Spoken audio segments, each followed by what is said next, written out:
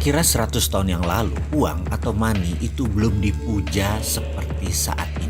Uang belum didewakan seperti sekarang. Atau dengan kalimat lain, uang itu baru 100 tahun dipuja bagaikan dewa. Kalau emas, ya memang iya dari dulu memang dipuja sebagai simbol kemakmuran dan alat tukar terpercaya. Kembali ke uang. Uang itu hanya greasing the transaction atau uang itu hanya pelumas transaksi. Uang itu hanya pelancar pertukaran. Itu adalah istilah 100 tahun yang lalu, yaitu sebelum Great Depression tahun 1931. Setelah Great Depression tahun 1931, muncullah teori ekonomi baru. Teori ekonomi dari Milton Friedman, Friedrich Hayek, Ludwig von Mises. Kemudian dikatakan bahwa sejak tahun 1931 ke sana ke belakang adalah teori Adam Smith mati. Jadi teori Adam Smith mati. Kemudian sejak Perang Dunia Kedua usai, zaman ekonom penggagas Bretton Woods Conference, John Maynard Keynes berkuasa. Ini adalah zaman Keynesian. Dalam zaman Keynesian, kata inflasi dan central bank adalah kuncinya. Uang menjadi harta sejajar emas. Walau faktanya pada kertas tertulis angka 50.000 dan lembaran 100.000, nilai kertasnya sama, nilai intrinsiknya sama. Tapi kok beda ya untuk ditransaksikannya? Itulah arti uang sekarang.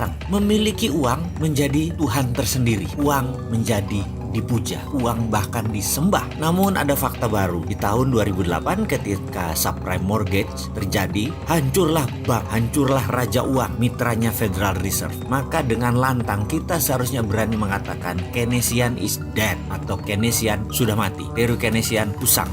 Teori neolips sudah nggak bisa jalan lagi di era digital ekonomi saat ini. Maka sejak tahun 2009, dunia mulai berontak. Banyak anak muda yang tidak percaya IMF, tidak percaya World Bank, terutama anak muda dan non-pemerintahan ya. Mereka mulai rebel. Kelompok ini dikenal dengan filosofi ekonomi baru, yaitu mereka memiliki nama dengan julukan baru, Modern Economy Theory. Pencetusnya adalah Warren Mosler, Bill Mitchell, Stephanie Kelton, Randall Wray, dan bapak dari itu semua adalah Michael Hudson. Bahkan ada yang menyebutkan teori sekarang ini setelah Keynesian mati adalah zamannya Hudsonian. Namun kita tahu virus ilmu lama Keynesian neolips membekas dalam kepala generasi di atas kita, bahkan di sebagian generasi kita, dan agak sedikit mencemarkan ke generasi baru. Namun ada generasi yang steril, yaitu generasi milenial. Generasi milenial sudah tidak percaya Keynesian. Dia mulai mengadopsi teori dari Hudsonian, yaitu Modern Economy Theory. Tapi sayang, pejabat negara masih Keynesian semua, jadi belum bisa diterapkan Modern Economy Theory tersebut yang berbasis project. Pejabat dengan Keynesian cirinya gampang. Kalau nggak ada uang, mereka cari utangan. Dan dalam Modern Economy Theory, kata hutang itu hilang dalam kamus mereka. Kata hutang itu hilang dalam kamus anak-anak milenial. Yang ada hanya sovereign wealth fund, printing money, project creation, digital banking, consolidated bottom of pyramid, dan banyak lagi. Saya sangat bergantung kepada kaum milenial. Semoga ke depan kaum milenial bisa mengambil alih dan mengganti pemahaman kuno yang hingga saat ini masih berlaku dengan strategi tidak berhutang dan tidak jual aset negara.